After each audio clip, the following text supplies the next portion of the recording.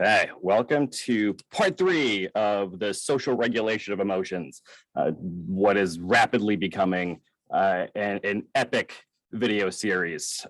And in this part, we're going to be talking about the interactionist model.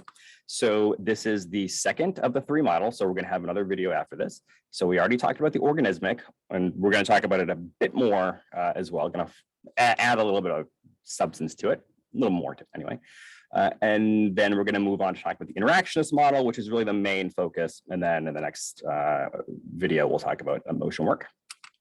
Now, the interactionist model accepts much of the argument that emotions are rooted in biology. So it really does use the evolutionary organismic perspective as a starting point. The main difference, though, is that the interactionist model sees the evolutionary model as incomplete and inadequate. So it's important. There are aspects of it that are correct, but the evolutionary model is missing something, right? It doesn't explain everything as well as it needs to. A couple of important figures. These aren't necessarily people you need to memorize. It just, I want to give credit where credit is due. So early interactionists is George Herbert Mead, his student Herbert Bloomer, and then Irving Goffman, who was amazing. We'll talk about him later on, different video. Really, this guy's great. You can read his stuff and it is so entertaining. But anyway, yeah, so he's pretty important in this whole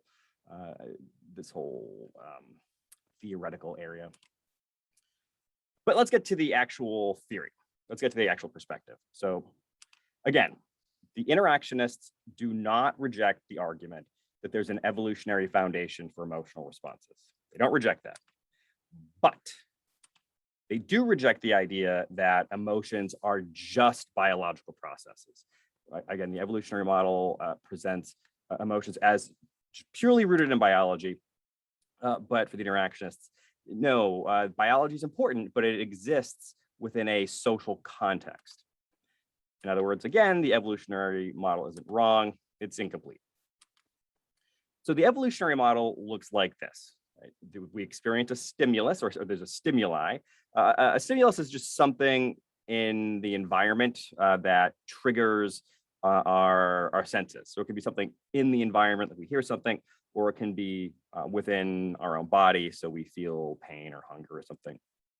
Stimulus is singular, so if there's one of them, stimuli is more than one.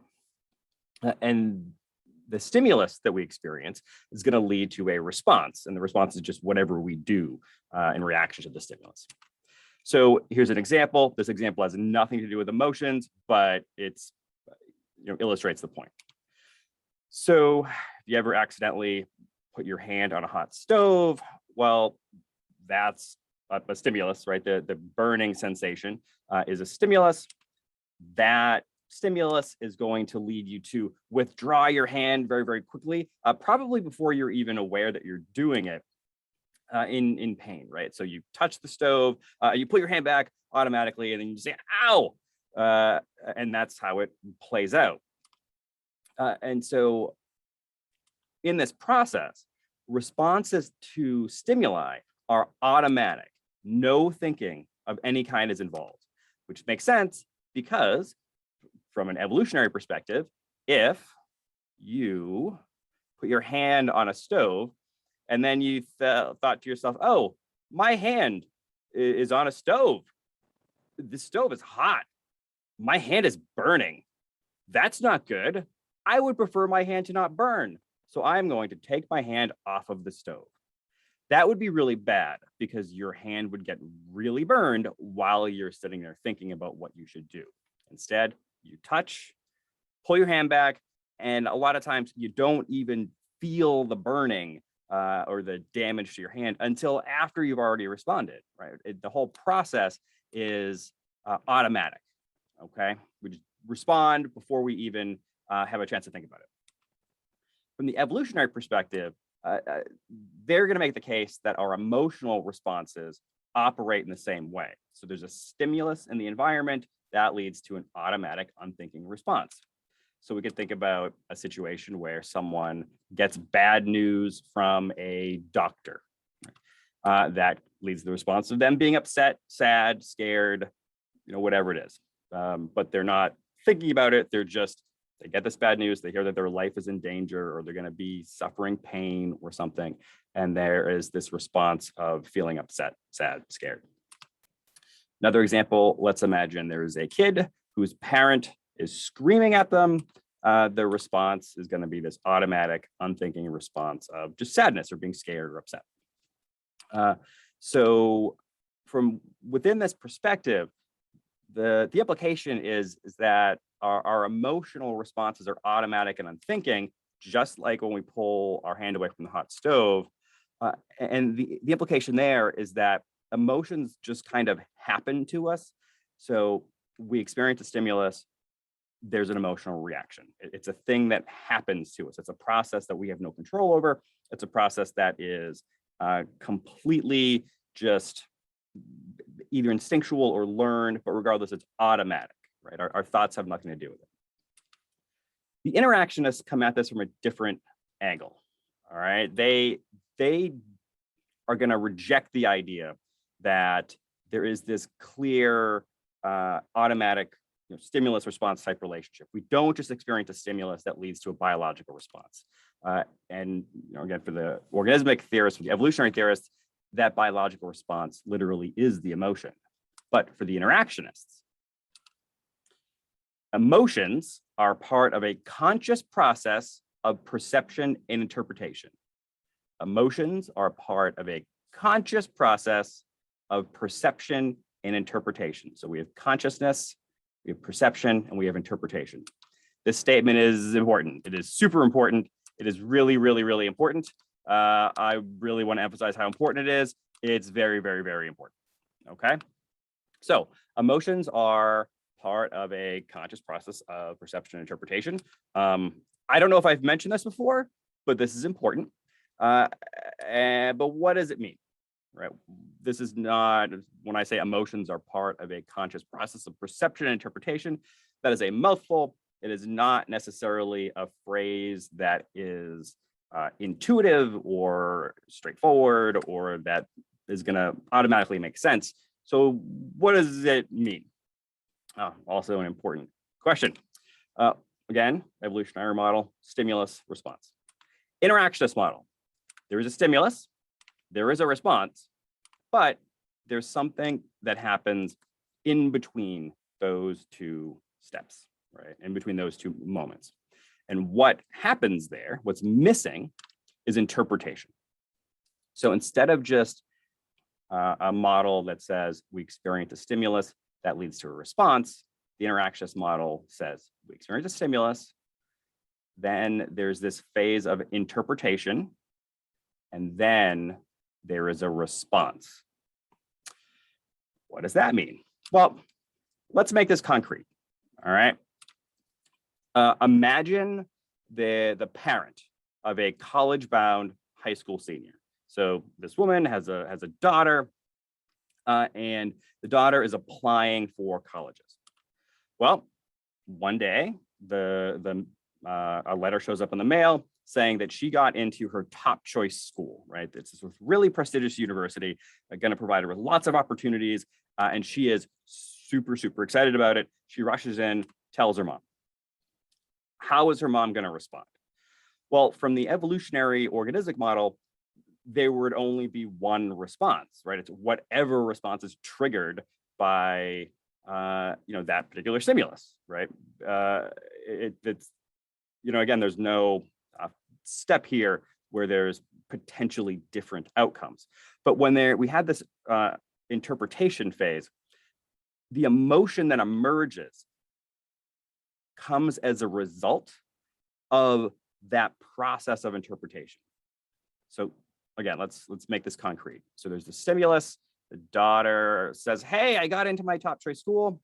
The mom takes in the information. And maybe her response is to be happy, right? Maybe she's really excited. Her daughter's going to go to this amazing school. Her daughter's going to have these incredible opportunities. Her mind's going to be expanded. Her job opportunities are going to be expanded. It's going to be great. And she's just really, really happy about it. Maybe she's like, yeah, maybe she's super proud. Maybe she is proud of her daughter, but maybe also she's thinking to herself, like, I did a good job, like, yay me, right? That's a possibility. Maybe she is, instead of thinking about, oh, my daughter got into school, this is going to be great, maybe the first thing that pops into her head is going to be the cost, right? Top universities, or universities in general, are not cheap. Right, there are staggering amounts of money in a lot of cases. And so maybe her response is to just go into problem solving mode. How can we afford this? What can we cut? Is there any, are we going to have to get loans? What are we going to have to do in order to make this happen? So instead of reacting with just excitement and happiness, there is this switch to this problem solving mode, this calculation mode of, okay, how can we do this?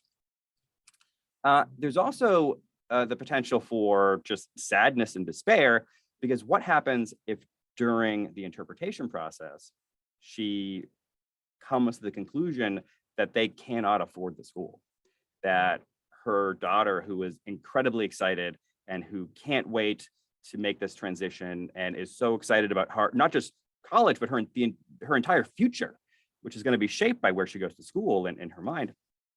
And the mom has to tell her daughter, we can't send you there. You can't go to school there. And so the mom is devastated and upset. And she's thinking about how devastated and upset her daughter will be. And it's not happiness, it's despair, depression, sadness, whatever. Now, I do want to point out that these responses don't have to be independent of each other. So someone can be happy and go into this problem solving mode. Somebody can, maybe she thinks about, oh, we can't do this, but then thinks, well, maybe we can do this, maybe we can make this happen, works into or digs into the finances and finds out, okay, wait, no, maybe we can make this work, and then becomes excited, right? So these aren't mutually exclusive. It's not like one happens and the others can't happen. But what is essential, what is the main point here, is that different interpretations of that situation, of that experience, are going to lead to different responses, literally different emotions, right? So one interpretation leads to happiness, one leads to despair, one leads to kind of focused determination, right? They're all different and they can shift, right? As interpretations shift, the emotions shift along with it. So it's not like there's a stimulus and an automatic response. There is a thought process. There's an interpretation process. So emotions then aren't just physical sensations in the body. Instead, emotions are the meanings. They're the meanings that we assign to those physical sensations within the context of our social environment. So we essentially assign meanings. We experience things physically, or we experience things in our lives, and we come to a conclusion about what we're feeling, and we label our emotions. But we ultimately decide, or we ultimately assign a label, an emotion that we're experiencing.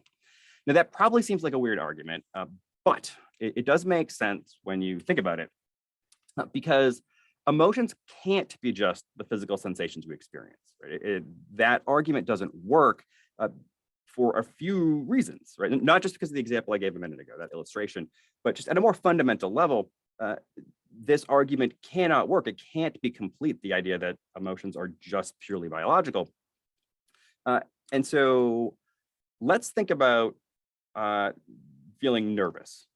Let's think about that particular emotion. Let's think about nervousness and feeling nervous. Well, weird question. When you're feeling nervous, how do you know? How do you come to conclude, oh, I'm nervous right now? And somebody comes up to you and asks how you're feeling, and you're nervous, and you say, I'm nervous. How did you know that that was the answer that you should give? How did you come to the conclusion? Well, we can think, how does it feel to be nervous? Just like when we're talking about the evolutionary stuff, I want to focus on how nervousness feels in the body. So what are the physical sensations that go along with feeling nervous, right? Well, our heart races, but potentially. Anxiety or nervousness doesn't always manifest in exactly these ways. There are variations, but this is certainly one set of physical feelings we could experience. So our heart can race, our rate of breathing can increase. We get shaky. So I know like my hands get shaky. I get fidgety. I mean, I'm always fidgety, but I'm even more fidgety. It's tougher to focus on things. And then there's that weird sort of like upset stomachy kind of weird feeling in your stomach, like feeling of sickness that is very unpleasant. But so these are all things that can happen when we feel nervous, and so we can do a mental inventory of our physical sensations and think, oh, I'm feeling these things, I'm nervous. Well, now let's think about feeling excited. Right. So we had nervousness. Now let's think about excitement. How do you know you're excited? How does excitement feel in the body? Well, your heart can race. You can start breathing quickly. Sometimes you get shaky and fidgety. You can have difficulty focusing, and you can have that weird feeling of butterflies in your stomach. Going down the list, they look the same. And if you think about it, they really physically feel very similar, if not identical, right? They both have physical sensations that we associate with those emotions, but they overlap, right? And in some cases, they are literally identical. So since different emotions are often accompanied by the same physical sensations, how do you figure out what emotion you're feeling? Are you excited or are you nervous? It's a legit question, right? Because if they both have the same feelings with them, well, how do you decide I am excited or I am nervous? I have an illustration for you. It is a personal story that I think does a really good job of demonstrating this process of assigning meanings to feelings. So I'm hoping this is a good job. I think it's a good example, but it is the story of my root canal, and it is a personal journey. So years ago, this was like 10 years ago, I was having pain in my tooth, and so I went to the dentist, and I sat down with the dentist and said, "Hey, my tooth hurts," and the dentist said, "Well, you're gonna need a root canal," and I was like, "What? What now?" Because and I was not thrilled about this. Everything I had heard about root canals was terrible. I had heard they're incredibly painful, so I was like, "No, root canals hurt. They hurt a lot." And this next part, I thought in my head, like, I'm a big baby, which I am because I don't like pain or discomfort or anything unpleasant. So I did not want to have this experience. And the doctor was like, "Calm down." And then I was told that the dentist knew a guy who does no pain root canals, meaning that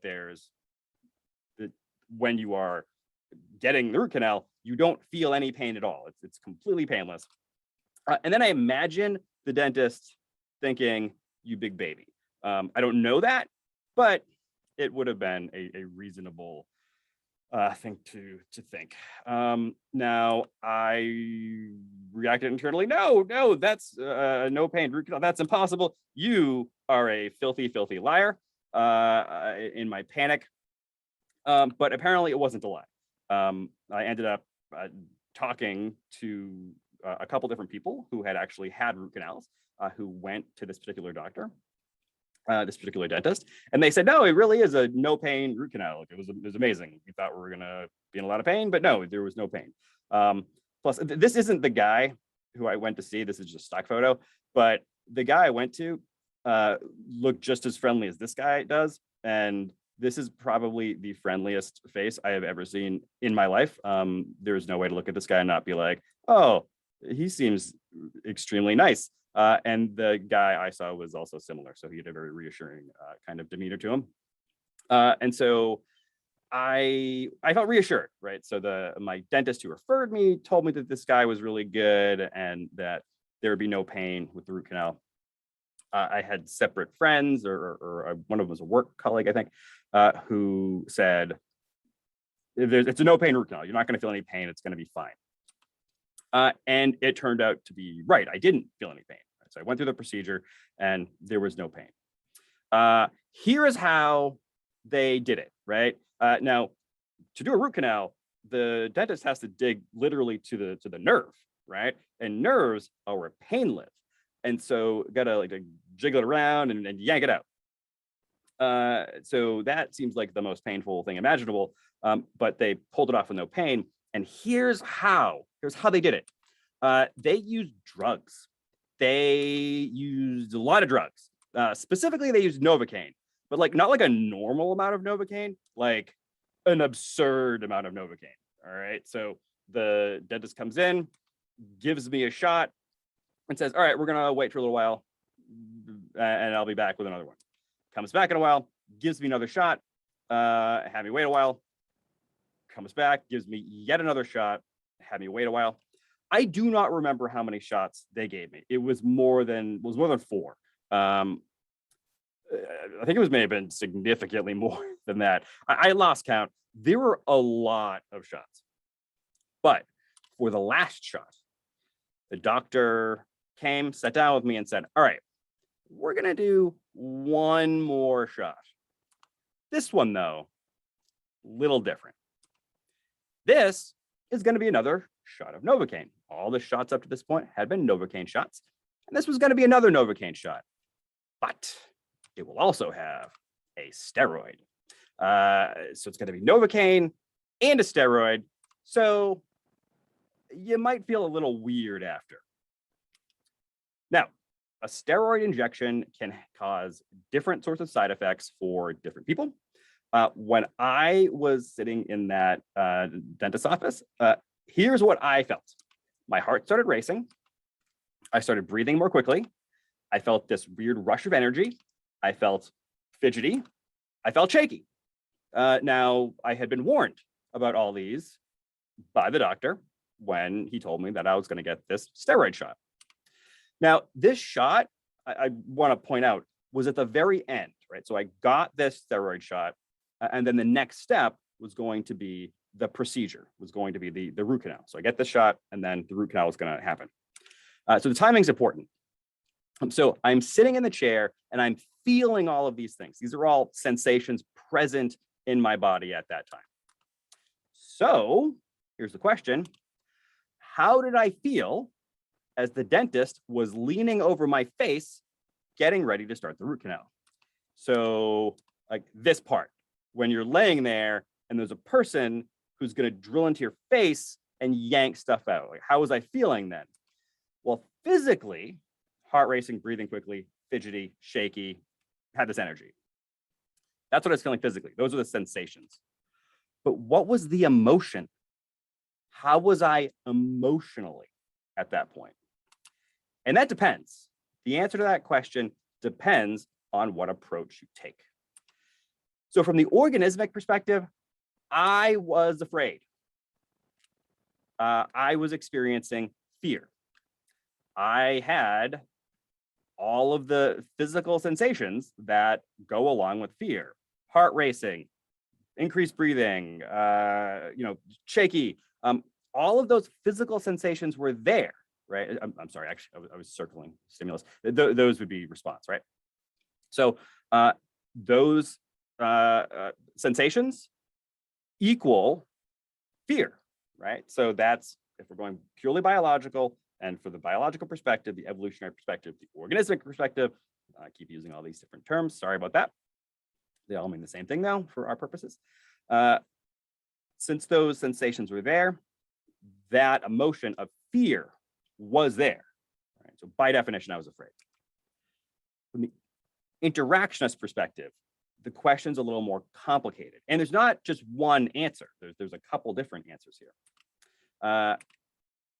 If we are looking at this process of stimulus interpretation or response, well, the emotion that I experienced was dependent on my interpretation of the situation. So I experienced the fidgetiness. I experienced fidgetiness, not fidgetiness. That sounds like a snack. Fidgetiness, the heart racing, breathing, blah, blah, blah, all that stuff. So I experienced those various stimuli, and then I had to interpret them.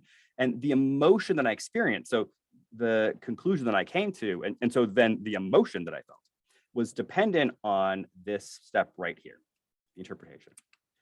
So in my case, the doctor had told me that my heart was going to start racing, that I would get shaky, all that stuff. So having that information, knowing that information, gave me a way, gave me a framework, gave me an interpretation or a way to interpret those sensations.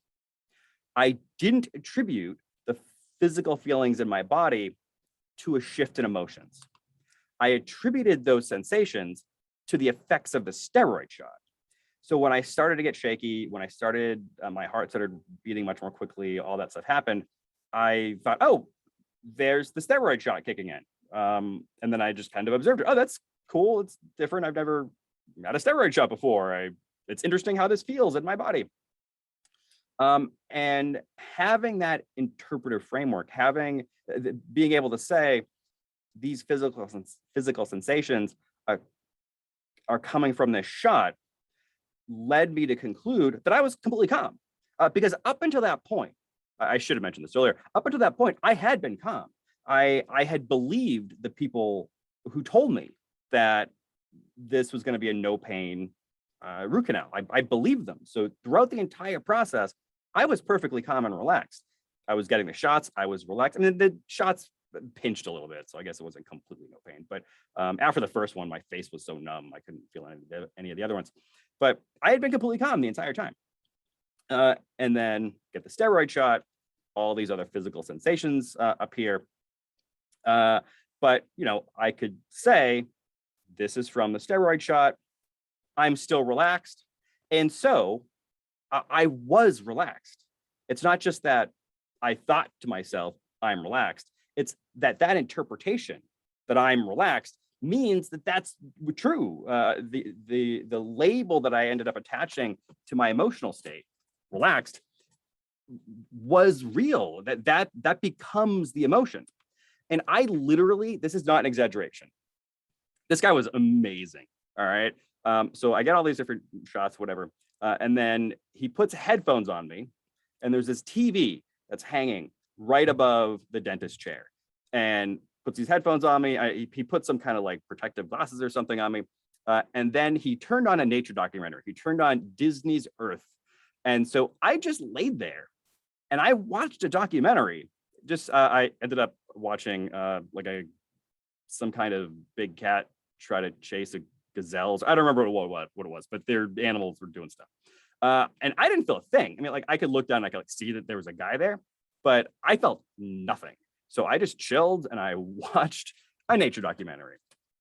And it was fine, right? It went really, really well, really, really smoothly. And at no point did I feel nervous or afraid. Want to point out, when I say I didn't feel nervous or afraid or anxious, this wasn't like a conscious decision. It wasn't like I sat there saying, oh, I am calm now. I just felt calm. I did reflect on the sensations that came from the steroid shot, but I didn't. So I thought, this is kind of interesting. I had the steroid shot and now I'm feeling all these things, right? I got this rush of energy and I'm kind of shaky, whatever. And I thought, oh, that's kind of interesting. But I didn't think to myself, oh, I'm feeling all these physical sensations of anxiety and nervousness, but I'm not those because this is the effects of a steroid shot. Therefore, I'm calm. The issue of the steroid shot was irrelevant. It wasn't even something I included in any sort of calculation of what my emotions were. On the one hand, there's, oh, it's kind of cool that I'm feeling all these things from the steroid shot. And then completely separately, I would just stayed calm. I just was calm. So it wasn't a conscious thing. Now, I do want to say that it is possible to have this be a conscious process, that we can do that. But in my case, in this case, it wasn't. I just didn't interpret those sensations as nervousness. Now, what if the dentist hadn't told me? What if the dentist just gave me all the shots? The last one was a steroid shot, and didn't mention to me that there was going to be all these physical side effects. Well, I would have interpreted those physical sensations to mean that I was scared. So I would have been sitting there. And wow, I've been calm this whole time. Because again, I've been calm the entire time. I had been completely calm. But then the shot, which is the last one, right? So it's the one right before the procedure. I get that. And then I start to experience all of these symptoms. Well, I would have concluded at that point that I was afraid. And by doing so, I would have actually been afraid. And it would have made sense, right? In that situation, it would have made perfect sense for me to have been completely calm the entire time. And then at the very end, at that moment, become afraid. Because maybe I had been sitting there the entire time and I was calm because I still had a while before the procedure started, right? But then when the dentist says, all right, we're gonna start as soon as we give you this shot, I get the shot and then the procedure is about to begin. Well, it's very reasonable to, at that moment, become afraid, right? Because it's happening at that point. So if I didn't have the information about the steroid shot, I would have had those physical symptoms manifest and they would have become the emotion. I would have concluded, oh, I'm getting scared. I'm getting nervous. And so I really would have been nervous. It would have been very difficult for me to have sat there and just comfortably watched a nature documentary. I mean, I would have done it. I would have tried, but I would have been panicking the entire time. Unlike in reality, when I was there, I was seriously, I didn't have a great time, but I didn't have a bad time either.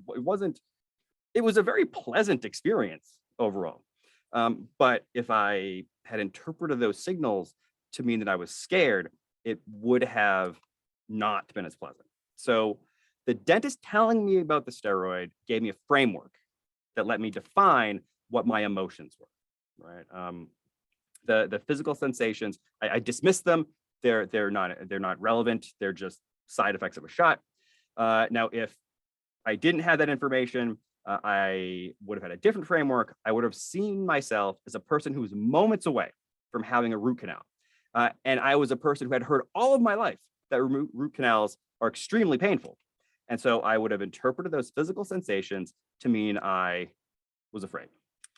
So we have a situation where the physical sensations are identical. In both of those instances, I was experiencing the same thing. I would have been fidgety, heart racing, blah, blah, right? Except in one case, I knew about the shot, the steroid shot, and the other one, I didn't. But those different frameworks lead to different emotions. In the case where I knew about the steroid shot, I was calm. I didn't just convince myself I was calm. I was calm. If I hadn't known, I would have been afraid.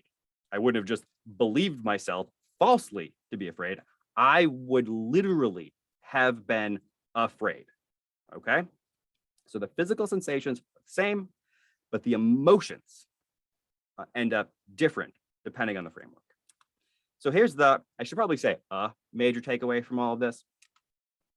From the interactionist perspective, it's the interpretation, right? It's the assigning of a label. It's the interpretation that determines what the emotion is.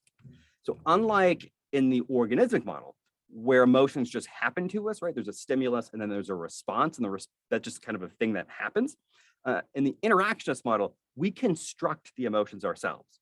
We don't create them, but we through a process of interpretation, taking information from the environment, taking information from how we physically feel, we build the emotion that we're experiencing, not just from what's physical, but from other stuff that's happening around us, right? I'm going to talk a little bit more about the interactionist model, but I do want to have a brief digression, right? So I want to just quickly take what we just talked about, and I want to use it as a jumping off point to talk about something else. I want to give you a tip, a life tip. I refuse to say life hack. There was a time when the word life hack wasn't ridiculous, but now everything that everybody says is apparently a life hack, and it's infuriating. So I'm not going to say life hack. I'm just going to say just like a tip that might be helpful. It might be useful for you. It's helped me a little bit. It might not help you at all, but it's useful. So this isn't really something that is, like academically super important, but it is, I think, worth bringing up because I do think it's very useful. So I'm shaking my entire table and my lighting's weird.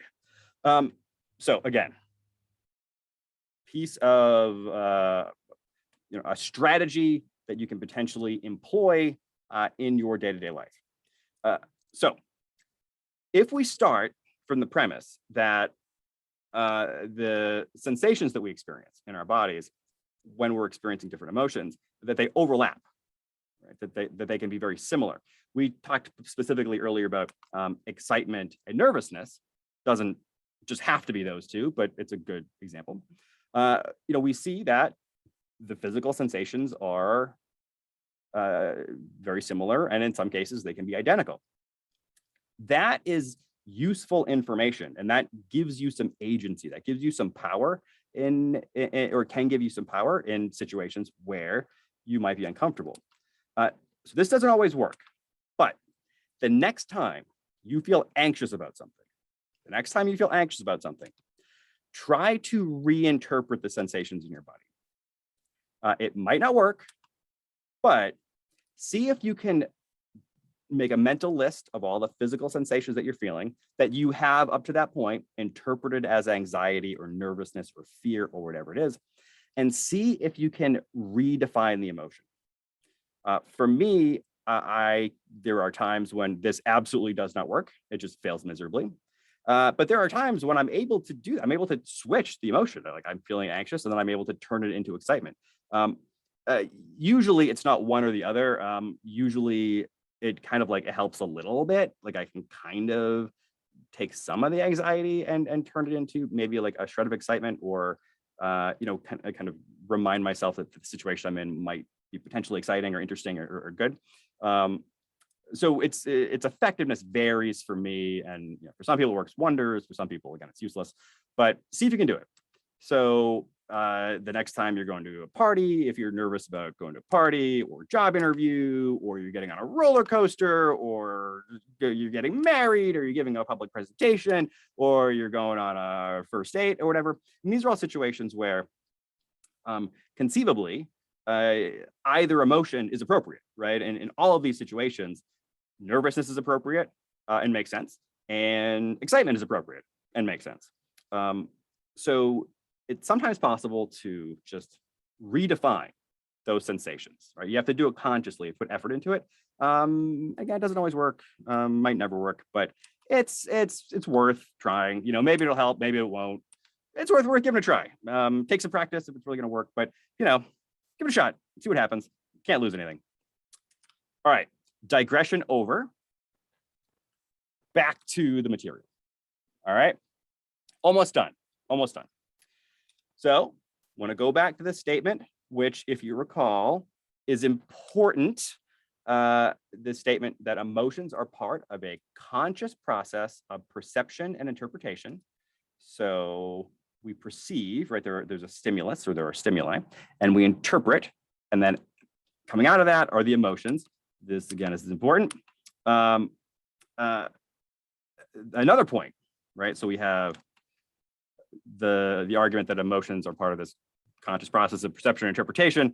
A component of this is the point that this process of interpretation is fundamentally social. So we often think of our emotions as being purely our own, as being individualistic, right? So you feel what you feel because of who you are as an individual. And that's true to an extent. But your emotions are also deeply determined by your social environment. Right? We don't just feel independently. We feel in relation to other people. We feel in relation to social rules, to social meetings, to social understandings. And so this interpretive process is fundamentally social. And this is another massively important thing. So what do I mean? Well, culture gives us a vocabulary. Culture gives us a set of words, a set of concepts, a set of ideas that allow us to assign particular meanings to the sensations that we feel. So when we're going through this process of figuring out how we feel, we're going to draw on those cultural understandings. So our emotions emerge in the process of thinking about the situations we're in, or that we expect to be in, or the sensations that we're feeling in a particular situation.